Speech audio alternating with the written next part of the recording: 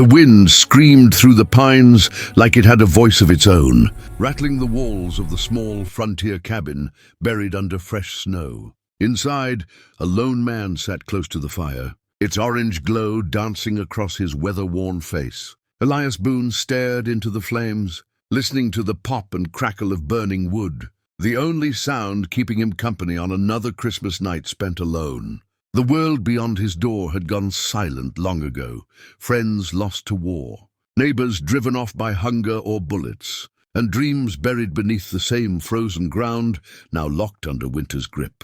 He remembered a time when Christmas meant warmth beyond the fire, laughter, shared meals, a woman's soft voice calling his name. That life had slipped through his fingers years ago, leaving him with this cabin, a rifle by the door, and a habit of surviving rather than living. Out here, the frontier demanded strength but offered little comfort. Elias had learned not to expect miracles, especially on nights like this. The fire burned low as he reached for another log, when a sound pierced the storm outside. At first, he thought it was the wind playing tricks on him. Then it came again, 3 faint knocks, uneven and desperate. His hand froze midair. No traveler came this way in weather like this. Wolves were common, bandits too. Elias rose slowly, every instinct warning him to be careful. He lifted his rifle and crossed the cabin, boots creaking against the wooden floor. When he pulled the door open, icy wind exploded inside, nearly snuffing out the fire. Snow whipped across his face, stinging his eyes. There, framed by darkness and swirling white, stood a woman barely upright. A thin blanket clung to her shoulders, stiff with ice. Her long dark hair braided but soaked through. Her lips were blue, yet her eyes held a fierce will to survive. "I won't bring trouble," she said, her voice trembling but steady. "I only ask for shelter from the cold. If I stay out there, I will not see morning." Elias studied her markings, her worn moccasins, the exhaustion etched into her face. She was native Apache, most likely. Fear and caution warred within him, but something deeper overruled both. He saw not an enemy, but a soul standing at the edge of death. Without another word, Elias stepped aside. "Come in," he said quietly, "before the cold takes you." As she crossed the threshold, the door closed behind her, sealing out the storm and ending his long, lonely Christmas in a way he never could have imagined. The warmth of the fire wrapped around her the moment she stepped inside, and her knees nearly gave way. Elias caught her before she fell, surprised by how light she felt, as if the storm had already tried to carry her off. He guided her to the chair near the hearth and laid another log on the fire, watching the flames leap higher, pushing back the cold that clung to her clothes. For a long moment, neither of them spoke. The wind battered the cabin walls, angry at being shut out, while the fire hummed low and steady between them. Elias poured hot water into a tin cup and added the last of his dried herbs. He set it in her trembling hands, careful not to touch her more than necessary. She studied him as she drank, her dark eyes sharp despite exhaustion, measuring the kind of man who would open his door on a night like this. Most men asked questions first. He had not. "My name is Ayana," she said softly once the shaking eased. "I was traveling with my people when the soldiers came. In the snow, paths disappear. I lost them." Elias nodded, the words settling heavy in the air. He knew enough not to pry.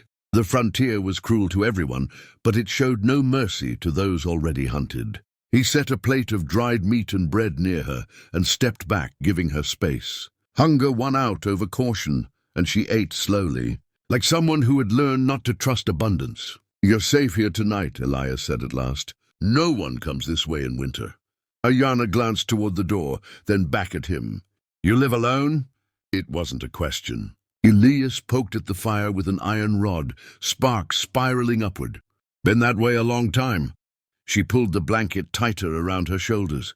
"Loneliness is louder than the storm," she said. "In my tribe, we sit close in winter so spirits don't wander." Her words struck something deep in him. He laid out a spare blanket near the hearth and motioned for her to rest. As she settled down, the tension in her body slowly eased, though she kept her boots on, ready to run if she had to. Elias returned to his chair, the silence between them no longer empty, but shared.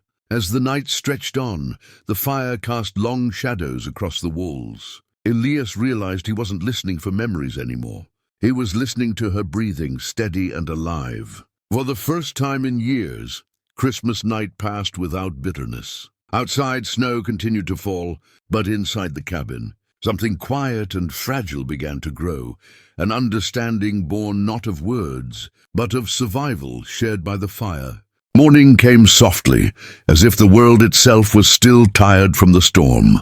Pale sunlight crept through the frost-laced window, scattering across the wooden floor in thin golden lines. Elias stirred in his chair, joints stiff, and realized with a quiet start that he had slept through the night. That alone felt strange. He was used to waking at every sound, every crack of timber or cry of wind. This time the cabin had held its peace. Ayana was already awake. She knelt near the table, carefully drying her damp blanket by the fire. Her movements were quiet, respectful, as though she understood this space was more than just shelter. When she noticed Elias watching, she offered a small nod. Not quite a smile, but something close. "The storm has passed," she said, "but the cold has not." Elias stepped outside briefly, scanning the snow-heavy clearing. The drifts were deep, the trail erased. No horse could travel for days. When he returned, he set more wood by the hearth and began preparing a simple meal. Ayana joined him without being asked, grinding dried roots from her pouch and adding them to the pot. The smell was unfamiliar but comforting. "You know much about healing," Elias said. She nodded. "My grandmother taught me. The land gives what it can, even in winter." They ate together, the silence between them easy now. As the hours passed, they worked side by side, mending gear, stacking firewood near the door, checking the roof for damage. Elias found himself speaking more than he had in years. He told her about the ranch he once owned, the family he never had, the promise of a life that vanished with fire and gunshot. Ayana listened without interruption, her gaze steady, honoring the weight of his words. In return, she spoke of her people, of songs sung under stars, of laughter echoing through summer canyons. She did not speak of loss directly, but it lived in the spaces between her sentences. Elias understood that kind of language well. As dusk settled in, they returned to the fire. Outside, the world was white and still, untouched. Ayana traced patterns in the ash with a stick. "In my tribe," she said softly, "meetings during winter are not accidents. They are moments chosen by the spirits." Elias let out a quiet breath. "Out here, we'd call that chance." She looked at him then, really looked at him, and something passed between them, an understanding neither tried to name. There was no rush, no claim, only the knowledge that two lonely paths had crossed when both had nearly disappeared beneath the snow. That night, as the fire burned low, Elias realized the cabin no longer felt like a place of waiting. It felt for the first time like a beginning.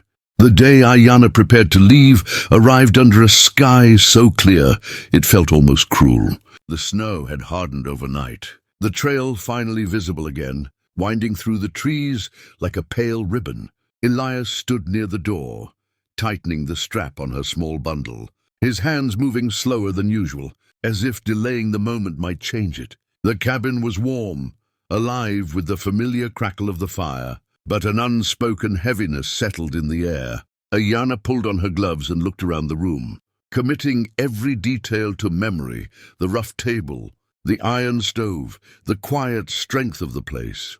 "You gave me more than shelter," she said gently. "You gave me time to breathe, time to remember who I am." Elias nodded, unsure how to answer. Words had never been his strongest weapon. He opened the door, and cold air slipped inside, sharp but no longer merciless. The world outside glistened, untouched and wide, waiting for her return to it. She stepped onto the threshold, then paused. From around her neck, Ayana removed a small beaded charm, its colors faded but carefully preserved.